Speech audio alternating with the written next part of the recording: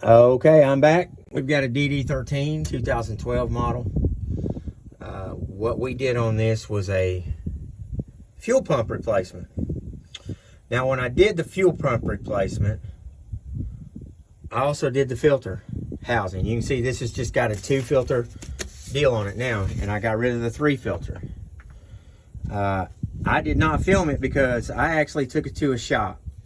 And the reason I'm doing this video is to let you know, if you do one of these conversions, there are instructions in the box. If you're any kind of mechanic at all, I would do it myself. I read the directions. I really didn't think it'd be that big of a deal. I should have done it myself. And let me tell you what happened. I took it to a shop, the same shop that's done the transmission work and all of my work before. It's the only person that's ever touched my truck. So I somewhat trusted him. He told me he had done a dozen of these. So I thought, you know what? I'm a little apprehensive. I'll let him do it. Well, here's where the trouble started. You'll see the fuel pumps right here. If you follow the directions and do this, you won't have any issues. Once you pull all this off, that fuel pump is 4 bolts on the side of that thing that bolted up to the back structure.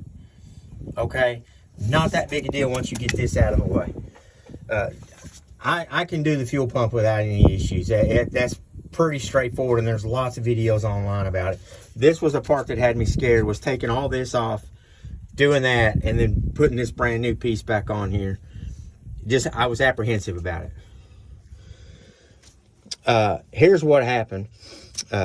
After the mechanic told me he had done a dozen of these, let him do it, no problem. He replaced it. And the actual mechanic that did the work, I went in one day just to check on it. And the mechanic was like, man, this was quite challenging. This is the first one of these I've ever done. Really? Here's what happened. When you do these, you have to make sure all these lines here get replaced. And these are in the box that comes with this. All the lines come with it. These are all new, and they come up here, and they shoot across the back here to the back of the rail, back of the head. Okay? What you have to do when you do these, when you take these lines off, you have to cover these so that no dirt gets in there. And the first thing you have to do before you even touch any of this, get your pressure washer or your steam cleaner. Clean all of this up. Clean it. When you crack these lines, cover them. Make sure no dirt gets in here. Same thing back here. Everything. These lines that go in the back of the rail from here. Cap them. Cover them. Do what you got to do to make sure no dirt is in it. Okay? He got done with it. Went to fire it up. It ran for about 45 seconds. Got a fuel knock. Quit. Would not hit a lick. He told me it was the injectors. Well, we got to put a set of injectors in it. Okay. Went and bought a new set of injectors. Put them in there. Fired it up. Ran for 45 seconds. Started a fuel knock. Quit. He wanted me to put another set of injectors in it. Didn't do it. First, he told me the head was bad. Now, this thing ran great. It ran great going in there. It always fired up. No problems. Reason I was doing the fuel pump is because it had 900,000 miles on it. The fuel pump was weak. I could tell with the fuel mileage and the throttle pedal that was getting weak. Fuel mileage was around 7. I was averaging about 7.5. It was down to 7, sometimes 6.8. It was time. Before it went bad and shredded and put metal throughout the whole system, it was time to do it. While I did it, I wanted to get that three filter pump housing off of it. Did the whole thing at once. Shouldn't have been that much. I had all the parts myself. Easy job. Well, when he started talking about a head issue, and putting another set of injectors in it and taking the head off of it, I said, no, you're not doing anything else on it. I ended up towing it.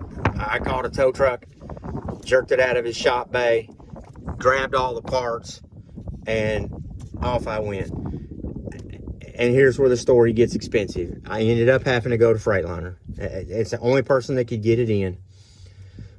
What should have been a $2,000 to $3,000 job ended up costing me $18,000. As soon as I got it to Freightliner and he looked at it, he said, man, that thing's full of dirt. The rail was full of dirt. You know, the outside of it was just filthy. And he told me, he said, there's no way. He cracked them lines open and got them off and didn't get dirt in the system.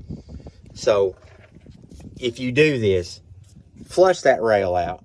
You know, Freightliner told me as soon as he looked at it that this piece had not been off. The back piece had not been off. They did not flush the fuel rail.